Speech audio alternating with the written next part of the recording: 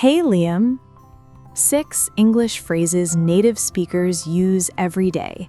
Sounds like a simple topic, but can learning just a few phrases really make a noticeable difference? Oh, absolutely, Emma. One of the biggest differences between learners and native speakers isn't grammar knowledge or vocabulary size. It's just the expressions they use naturally during everyday conversations. Wait, that's interesting. Because so many learners spend years studying grammar rules and memorizing endless vocabulary lists. So why do they still feel so awkward when talking to native speakers? Exactly. And the reason is that most learners study English as isolated words and rigid rules. Native speakers, on the other hand, learn and use complete phrases that just come out automatically, without thinking about every single word. Wow, that's a total mind shift. So you're saying someone could know a lot of English and still sound unnatural during a conversation? Yes, and it's actually super common. Knowing thousands of words doesn't automatically teach you how people really communicate when they're just hanging out. Oh, I think a lot of people will relate to that. They understand everything when studying, but struggle the second they have to speak with real people. Spot on. Real conversations move fast, and native speakers rely on these common expressions that traditional courses rarely spend enough time teaching. So true. Well, let's dive right in then. What's the first phrase that native speakers use all the time? The first one is, "I'm down." And it's the perfect example of why translating English word by word can totally throw you off. Oh, wow. Why does that specific phrase confuse so many learners when they hear it for the first time? Because most learners already know the word down as the opposite of up, or associated with feeling sad.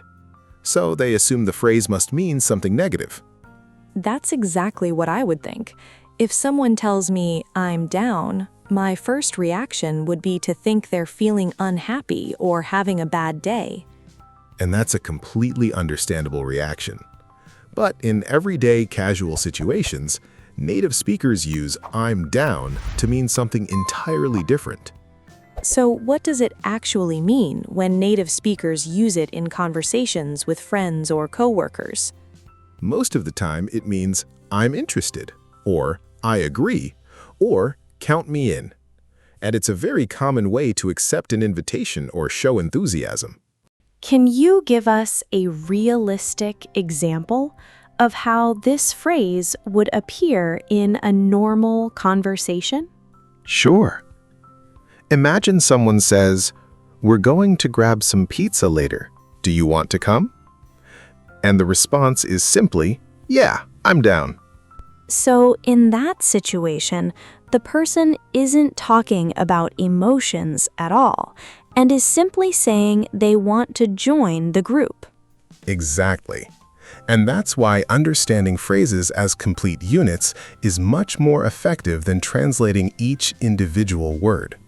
I didn't know that, and I think many learners probably make the same mistake when they hear this phrase for the first time. So before we move on to the next expression, what's an easy way to start using "I'm down" naturally? Whenever someone invites you to do something in English, try responding with "I'm down," because repetition in realistic situations helps the phrase become automatic. That's a practical tip because it feels much easier than trying to build a long response every time. And that's one of the secrets of sounding natural, because native speakers often choose simple and efficient expressions. So, what's the second phrase that learners should start using more often? The second phrase is "sounds good," which is one of the most common responses you'll hear in everyday English. Why is this phrase so useful if learners already know how to say "okay"? Because many learners rely on the same small group of responses repeatedly. And after a while, their conversations can start to sound repetitive or robotic. I think that's true because a lot of learners use okay for almost every situation without realizing there are more natural alternatives. Exactly. And native speakers often use phrases like sounds good because they feel warmer, more conversational, and more engaging. So, what does sounds good actually communicate in a conversation? It basically means that works for me, or I agree with that plan. But it sounds more natural in everyday speech. Could you give us a simple example that learners might hear at work or with friends? Of course.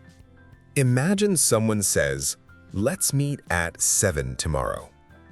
And the other person replies, "Sounds good."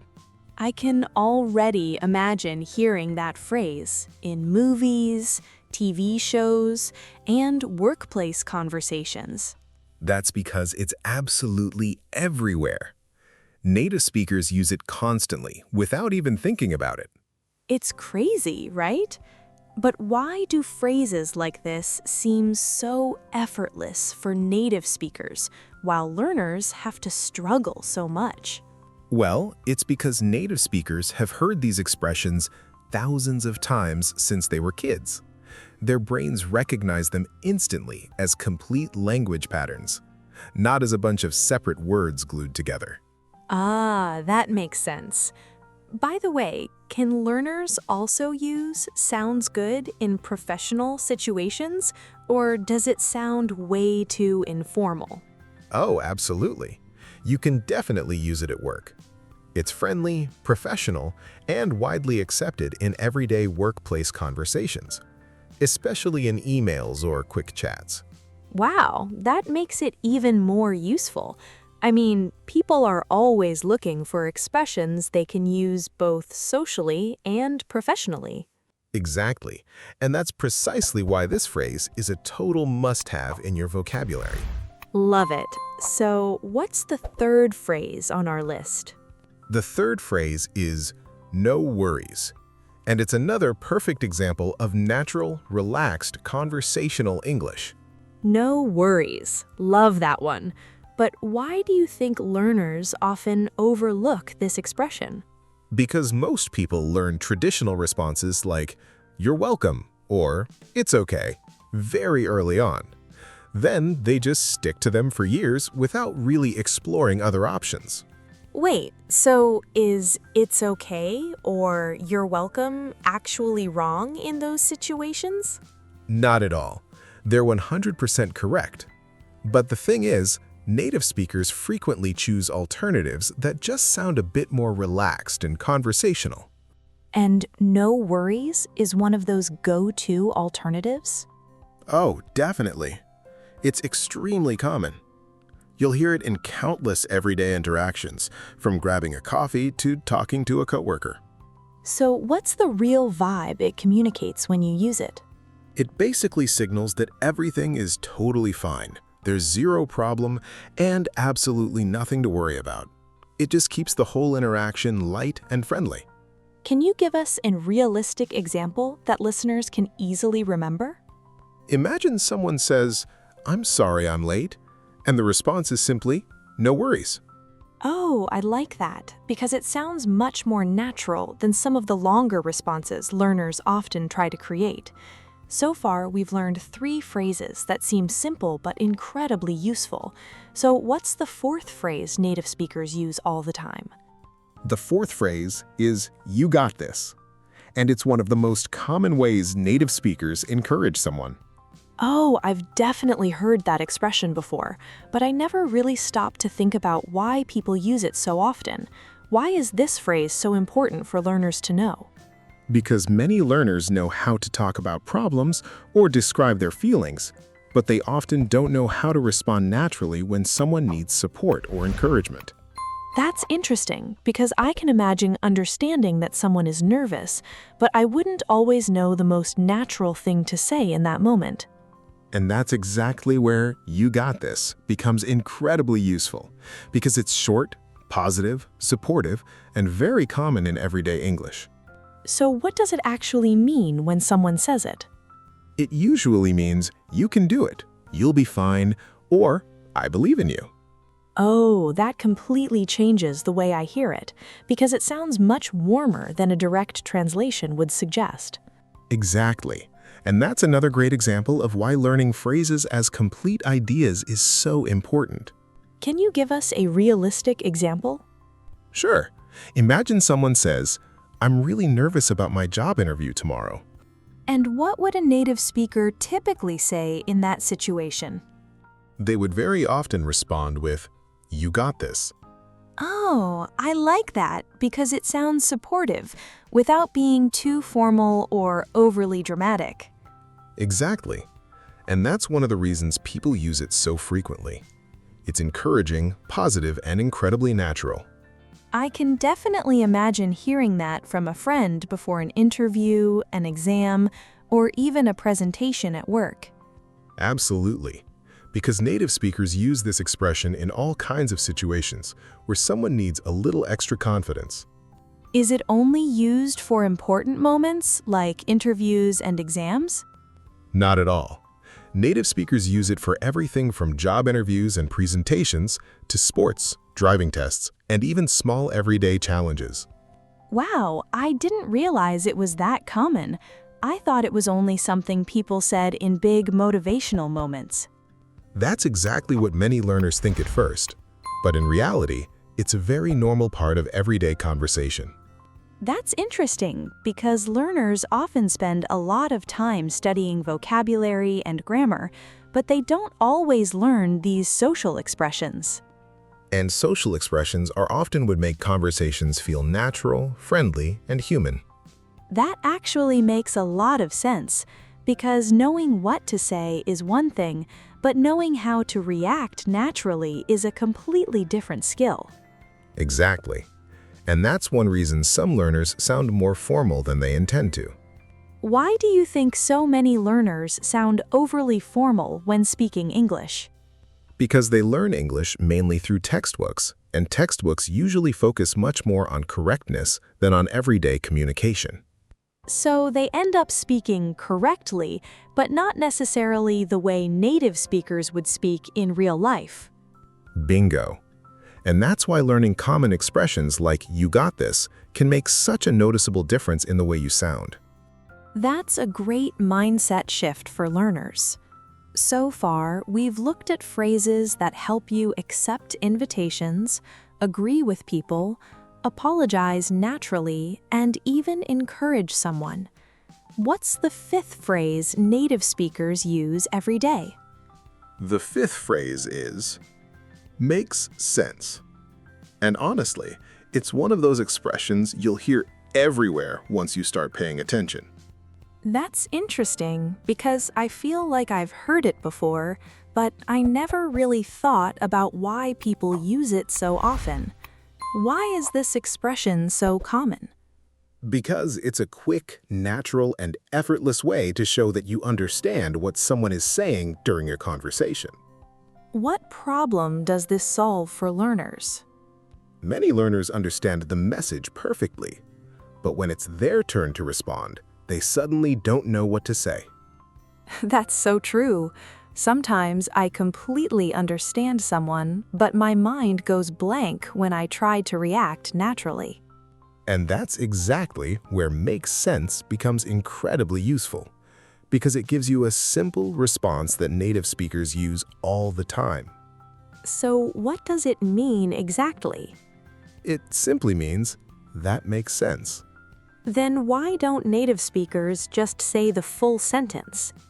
Because native speakers often shorten common expressions when the meaning is already clear. And that's something you'll notice throughout everyday English.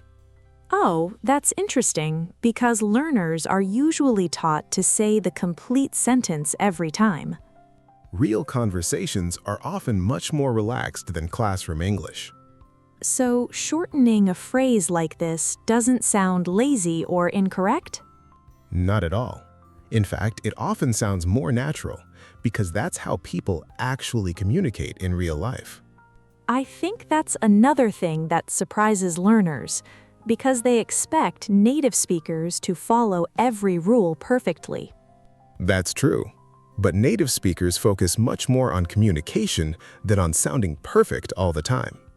And I guess that's one reason conversations seem to flow so naturally between native speakers. Exactly. Because they're not stopping to think about every word. They're simply using familiar patterns they've heard thousands of times. Can you give us an example of how native speakers would actually use it in a real conversation? Sure. Imagine someone says, "Traffic was terrible because of the storm." And how would a native speaker typically respond? They'd probably just say, "Makes sense." Oh, I like that because it's such a simple response, but it still shows that you're listening and understanding. Exactly. And that's one reason it's so common. It allows you to keep the conversation moving naturally, without needing a long reply. I think a lot of learners feel like they always need to say something more complicated. That's true. But native speakers often prefer short responses when the situation doesn't require anything more. That sounds much more relaxed than the way many learners approach conversations. It is. And once you start noticing these patterns, you'll hear them constantly in everyday English. Can this expression also be used in professional conversations, or is it mainly for casual situations? Absolutely. Because it's simple, polite, professional, and widely accepted in workplace communication. That's good to know, because many learners want expressions they can use both at work and in everyday life. And that's exactly what makes this phrase so useful. It works in almost any situation where you're showing understanding. What would be a workplace example? Imagine a colleague says, "We delayed the project because we were waiting for final approval from the client." And a natural response would simply be, Makes sense. "Wow, that sounds incredibly natural." And honestly, it's much easier than trying to come up with a long response every time. Exactly. And that's one of the biggest lessons learners can take away from today's video. Natural English is often much simpler than people expect. So, what's the sixth and final phrase? The sixth phrase is hang on.